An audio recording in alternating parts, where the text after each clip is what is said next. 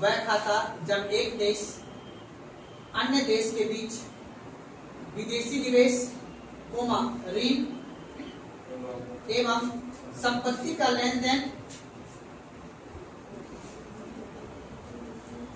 करता हो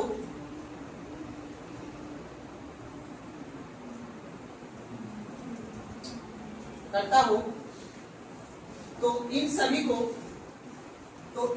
को पूंजीगत खाता में दर्ज किया जाता है। तो इन सभी को पूंजीगत खाता में दर्ज किया जाता है। तो इन सभी को पूंजीगत खाता में शामिल किया जाता है। ये गलत बात है ना सर? चलिए लिखिए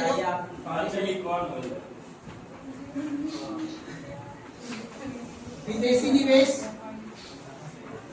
और दूसरा क्या लिखा है बाबू? ऋण या उधार, इसी को बोलते हैं हम लोग। और इसके बाद क्या है बाबू? संपत्ति। आप ये समझिएगा, ये तीन चीज, विदेशी निवेश, ऋण और संपत्ति, इन तीनों चीज को शामिल कौन सा अकाउंट में करते बाबू? पूंजीगत खाता। याद रखना है, कौन सा खाता है बाबू? पूंजीगत खाता। इसी को क्या बोलते हैं? Capital account. पर चालू खाता में क्या क्या शामिल किए थे? वस्तु सेवा, यही चीज था ना। उसके आयात निर्यात को शामिल करेंगे चालू खाता में। और अगर हमने विदेश से ऋण लिया या विदेश को हमने ऋण दिया, ये भी तो आयात निर्यात हुआ है नहीं है? तो ये भी आयात निर्यात हुआ। या फिर ऋण हमने किसी को दिया है या तो फिर किसी से ऋण मैंने प्राप्त किया है, ये भी तो आयात निर्यात हुआ। या फिर मैंने संपत्ति या तो कहीं खरीदी या तो संपत्ति कहीं मैंने बेची, है ना, वो भी तो आयात निर्यात हुआ ना। अब मान लो हमारा दूतावास है अमेरिका में, तो मेरा एक संपत्ति है ना, नहीं? या फिर हमारा दूतावास है ब्रिटेन में, तो भी क्या हुआ? संपत्ति हुआ। तो ये सभी जो लेखा किया जाएगा, इन सभी का जो खाता का पूरा विवरण किया जाएगा, कहाँ किया जाएगा? पूंजीगत खाता। Capital account. अंतर समझ रहे हो? वस्तु और सेवा कहाँ होगा? Current account. और ये सभी चीज विदेशी निवेश, फॉरेन एक्सचेंज वगैरह कहाँ होगा? और दिक्कत समझने में ना, यही एग्जाम में पूछता है। दोनों में अंतर को याद रखना, बस लिखिएगा नाम, लिखिएगा।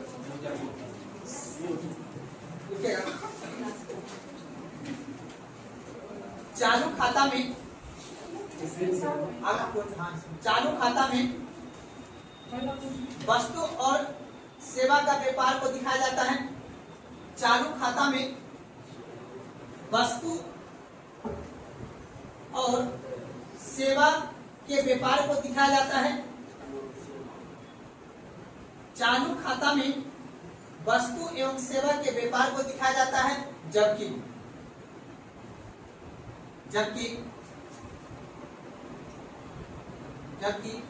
पूंजीगत खाता में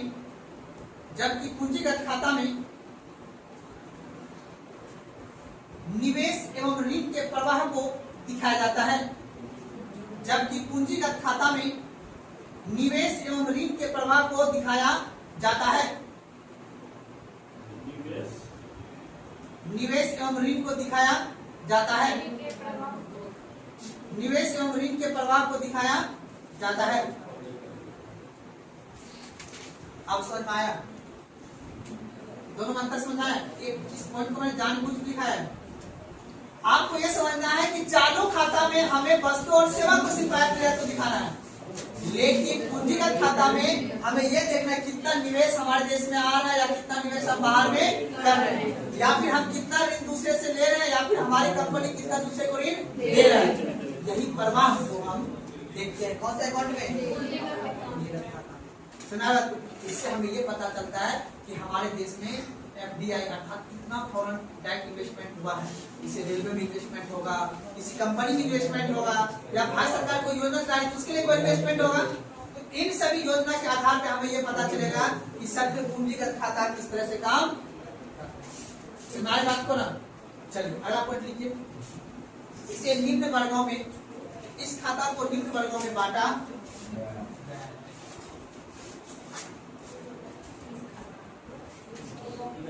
निम्न वर्गों में बांटा।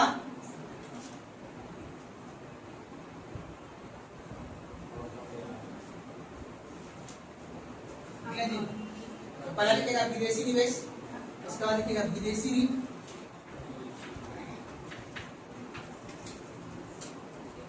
उसके बाद लिखेगा अन्य।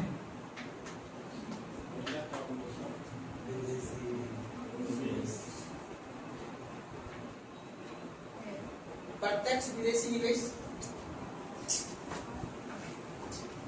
प्रत्यक्ष विदेशी निवेश,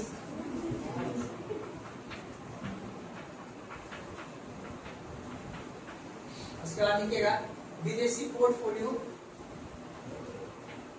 विदेशी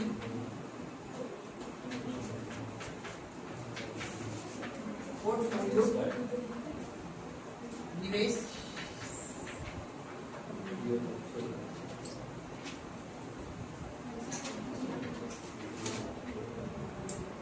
उसके बाद बाहरी वाणिज्यिक उधार,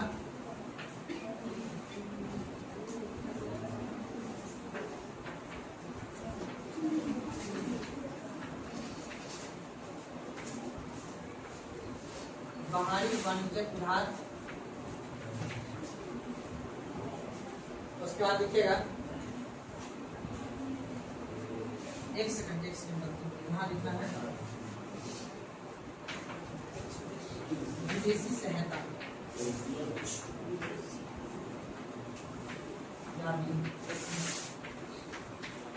उसके बाद लिखना है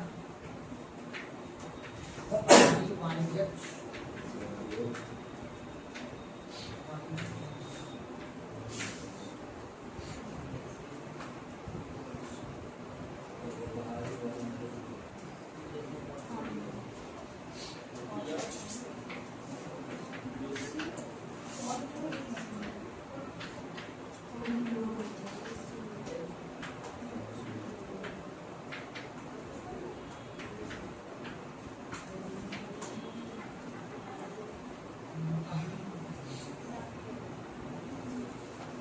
क्या लिखना है विदेशी निवेश के नीचे?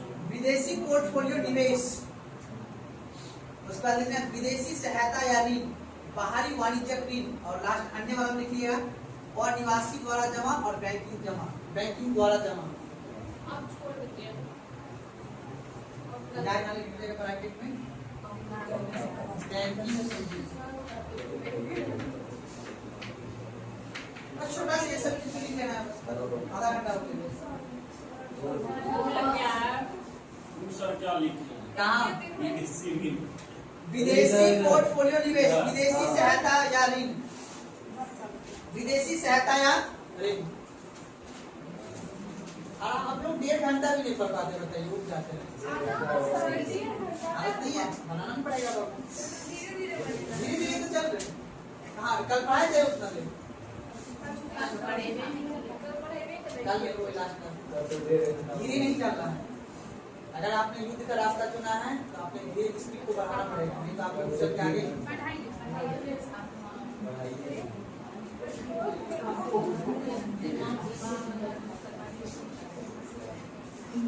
दिमाग की ग्रोथ को बढ़ाना है, दायरा को बढ़ाना पड़ेगा, तब क्या मिलेगा।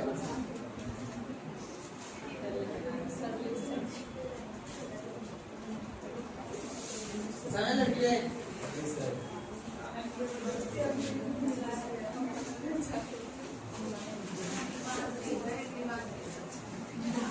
चलिए लिखे टॉपिक सबसे पहले प्रत्यक्ष विदेशी निवेश। अरे छोटा छोटा है ज्यादा,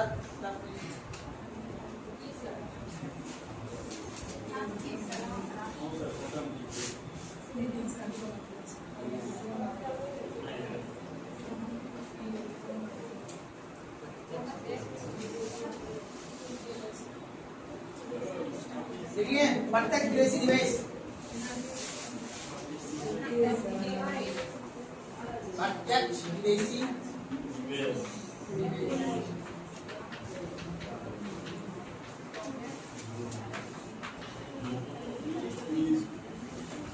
और डायरेक्ट इन्वेस्टमेंट।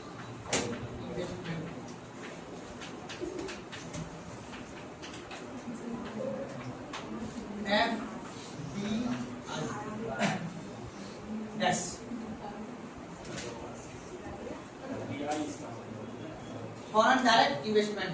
देखिए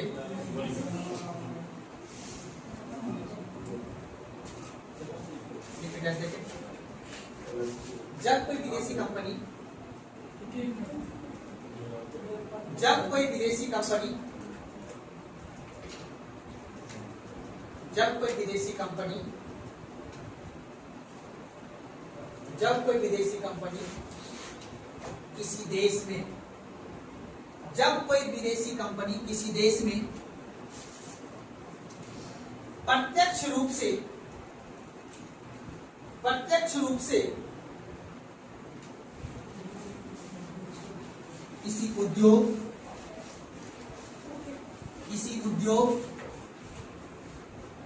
कंपनी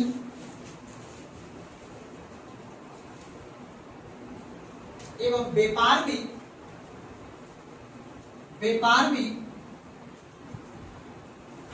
निवेश करती हो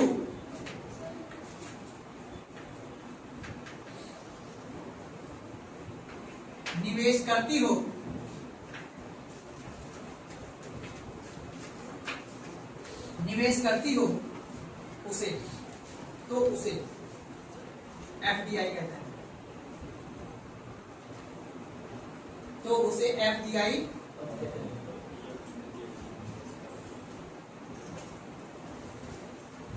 कोई दिक्कत? अगर कोई कौन सी कंपनी विदेशी कंपनी याद रखना, अगर कोई विदेशी कंपनी यूएसए का कोई कंपनी है बाबा, ठीक है, अब वो डायरेक्ट निवेश कहाँ कर रहा है? भारत में। भारत के किसी कंपनी में कर रहा हो या फिर किसी उद्योग में कर रहा हो या किसी व्यापार में कर रहा हो निवेश, तो उस निवेश को क्या बोलेंगे बाबा?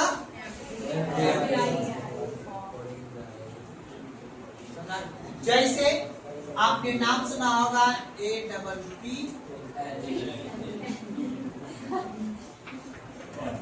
एप्पल की जो कंपनी है उन्होंने निवेश कहाँ किया है? तो अगर मान लो कि एप्पल के, अब यहाँ का एप्पल जो फोन है ना, आईफोन इसको बोलता है, अब वो जो है उसका मैन्युफैक्चरिंग कहाँ हो रहा है? भारत में हो रहा है। तो इसका मतलब है वो डायरेक्ट निवेश कहाँ किया? भारत में। या फिर सैमसंग, नाम सुना आप लोग ने? सैमसंग की कंपनी का, अभी एक क्वेश्चन पूछा भी है, सैमसंग का सबसे बड़ा उद्योग कहाँ लगा हुआ अभी? नोएडा में। पता है ना आप लोग? वो जो इन्वेस्ट किया गया है वो भी किसके तहत हुआ है? एफडीआई के तहत। तो दिक्कत समझना ना, तो याद रखना, अगर कोई विदेशी कंपनी डायरेक्ट भारत में अगर वो निवेश करती है तो वो सब क्या कराएगा? एफडीआई। क्या कराएगा? एक और एग्जांपल पूछता है, ठीक है ना, तो पहले लिख लीजिए, उसके बाद टेस्ला का नाम सुना हो ना? तो उसे क्या कहते हैं बाबू? बोलो जी। तो देखो जैसे एप्पल, ठीक है, एप्पल, हाँ, एप्पल कंपनी का निवेश विनिर्माण को बढ़ाने के लिए, एप्पल कंपनी का निवेश विनिर्माण को बढ़ाने के लिए। उसके बाद सैमसंग कंपनी का निवेश, सैमसंग कंपनी का निवेश, सैमसंग कंपनी का निवेश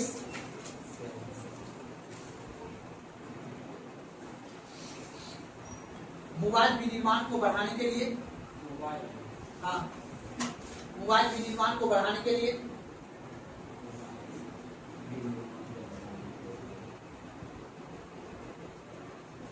लिखिएगा टेस्ला, TESLA,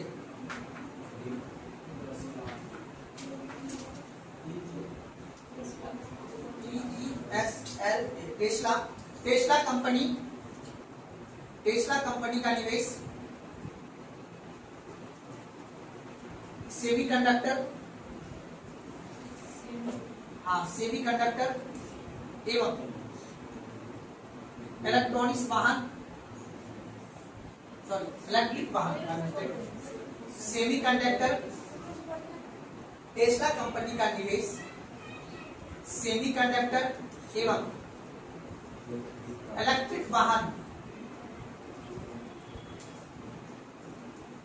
बढ़ाने के लिए। इलेक्ट्रिक वाहन बढ़ाने के लिए।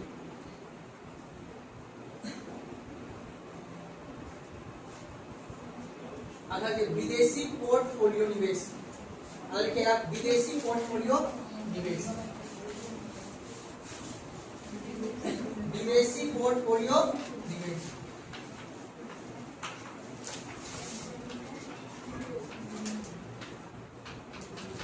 पोर्टफोलियो निवेश, इसका हिंदी भी वही है, फॉरेन पोर्टफोलियो इन्वेस्टमेंट।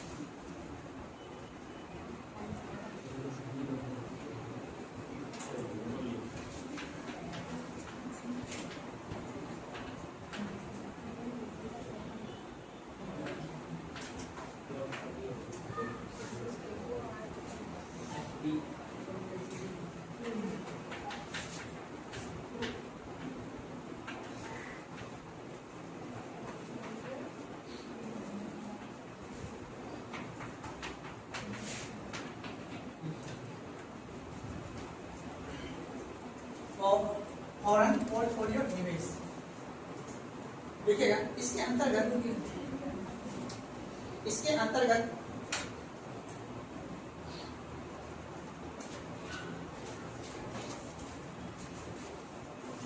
विदेशी निवेशक, इसके अंतर्गत विदेशी निवेशक, इसके अंतर्गत विदेशी निवेशक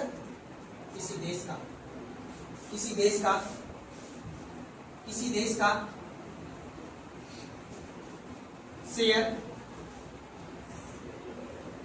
बॉन्ड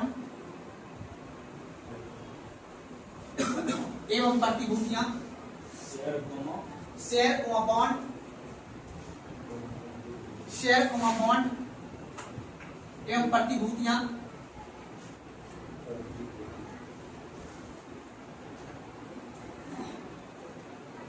इन सभी में निवेश करती है, तो उसे एफपीआई कहते हैं,